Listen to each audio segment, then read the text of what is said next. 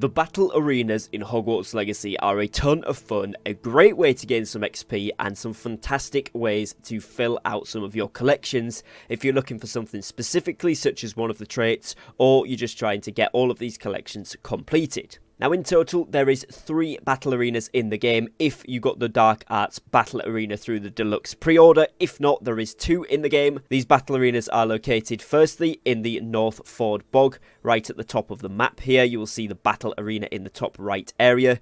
You may not have this unlocked by default on your map, but if you head over to this location you will see it. It is just to the left of the giant purple toad den, and once you go here you will need to destroy 20 white pots. That will then grant you access to be able to go into this arena. The next one is in the Feldcroft region, and it is right down the bottom here, down southwest from Irondale, and you will see it on the map just here, right in front of Priya Treadwell's travelling vendor area.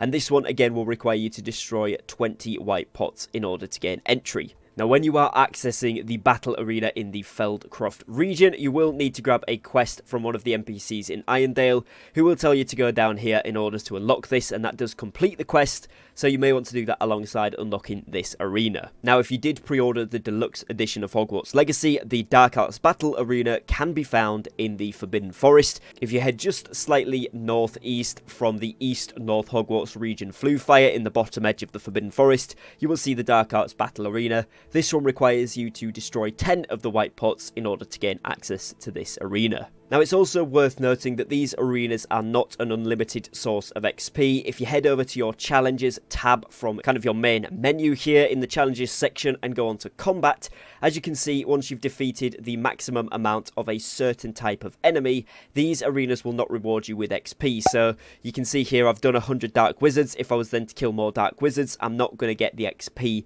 for completing the milestones and completing kills towards that. Same with the goblins here, I've completed these ones. I'm not 100% sure whether it will still give you the completion XP, but especially in the gameplay that I'm going to show you guys in just a moment, you will see me getting a lot of XP throughout this, but that is somewhat limited if you're quite far into the game like myself and you have completed a lot of the kill challenges. So on to the tips then. How can you consistently and easily beat these battle arenas, whether you're going for the achievement, which there is an achievement for completing all of them, or whether you just want some general tips for combat that are going to serve you really well in the arenas. This should keep you covered.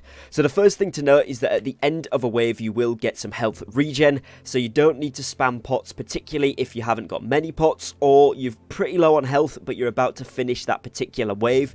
You'll see in the top middle of your screen it'll tell you how many enemies are left. If there's just 1 or 2 left and you are low HP but you think you can win the wave without using a health pot, you might want to save one, because that means you don't have to use it up and you will get that health regen at the end of that wave completion. Now, ancient magic orbs will drop from enemies when you are doing combos. These are particularly useful because not only will they fill up your ancient magic meter, but they will also give you a slight health regen boost. This is really nice. One thing to note though is that they do time out, and sometimes they will disappear at the end of the round. Sometimes it'll be mid-round if you haven't picked them up and a particular round is lasting a while. Let's say you've got a troll or 2 in there. Then you might want to pick these up a little bit quicker. So my advice generally is to use your dodge, especially if you have the swift talent upgrade that allows you to vanish and quickly reappear nearby. That one should let you dodge through and collect these ancient magic orbs pretty easily, and that'll be really good to make sure that you don't miss out on any and get a sneaky bit of health regen too. Now, if you haven't already done so, I would certainly recommend unlocking some of the Unforgivable curses. In my opinion, all of them are really, really good. Obviously, Avada Kedavra will give you an insta-kill, and this is particularly useful when you're using it against trolls. But one thing that can be super useful is a few of the Dark Arts talents. If I go into my talent tree here, I actually have all of the Unforgivable curses unlocked. Now, these things have helped me generally in combat across Hogwarts Legacy, but also specifically in the arena battles. Now, that is adding Expelliarmus. This is now a disarming curse, so Expelliarmus has the same effect as a curse, and cursed enemies will take increased damage. This is really important because, of course, there is 3 Unforgivable curses in the game. This essentially gives you a 4th option. I also got the upgrade that Stupefy can curse enemies, which is great, so that gives you a potential for up to 5 curses already, which is really good, and in the battle arenas you are almost always outnumbered, so this is a really crucial one to get as well. Then you have Blood Curse, which is where dealing damage to a cursed target inflicts damage to all cursed targets. This is super useful, like I said, as you are almost always outnumbered in these battle arenas or any combat in Hogwarts Legacy. Having this is really powerful. Then for me, I've gone for Crucio Mastery, which is where striking an enemy cursed by Crucio releases a projectile that curses nearby enemy. So this is really good for, again, spreading the curse further and to more opponents. And I've also gone here for Imperio Mastery, which is an enemy under your control with Imperio curses other targets with each successful strike. So essentially, Imperio makes an enemy fight for you, and they will then go ahead and curse other enemies in that battle or in that arena. Now, something that's helped me with survivability throughout the whole game, but again, especially in these battle arenas, is Curse Sapper. This one is where defeating a cursed enemy restores some of your health, so that will just help you with general survivability and consistency in battles across all of Hogwarts Legacy, but particularly in the battle arenas. And finishing this off then, Avada Kedavra Mastery. This one is killing an enemy with Avada Kedavra also kills all cursed enemies. So you can see where I'm going with this. If you get the upgrades that I've got mentioned here, maybe if you're someone that also uses a lot of Arresto Momentum, you could get this one. And if you're feeling like the curses are expiring a bit too fast for you to be able to chain and combo this together, you could also get Enduring Curse. But these are the ones that make the most sense for me and my playstyle.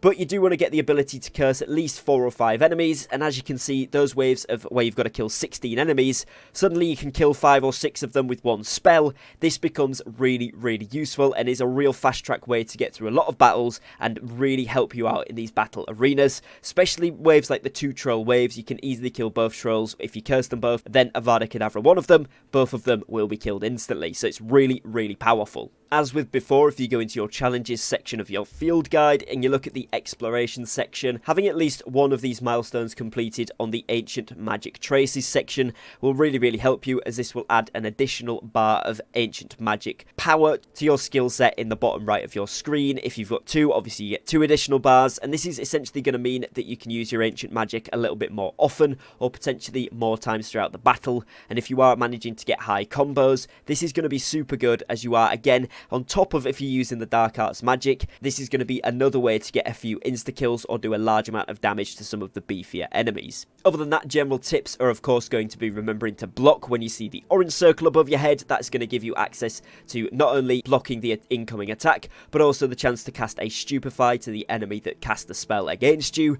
And, of course, dodging out of the way when you see the red circle above your head, whether that be with a single roll dodge, or, again, if you have the Swift upgrade talent, where you can disappear and reappear really quickly. And this is, again, fantastic for repositioning and getting to a better position, especially if you are trying to throw objects at enemies and something may be blocking you. This can be a really good way to reposition yourself within the arena. Now, like I said towards the beginning, these are a great source of XP, particularly if you are earlier on in the game, or you have uncompleted challenges for killing certain enemies. These can be really good at getting you up to those milestones and getting you those collection rewards, as well as getting the completion bonus, at least for the first time that you complete it. I'm not sure about subsequent attempts, but somebody please let me know in the comments if you are still getting the completion bonus after 2 or 3 tries plus. Other than that, guys, hopefully this video does help you out to complete these combat arenas, and generally with some of the combat in Hogwarts Legacy, these tips will still apply.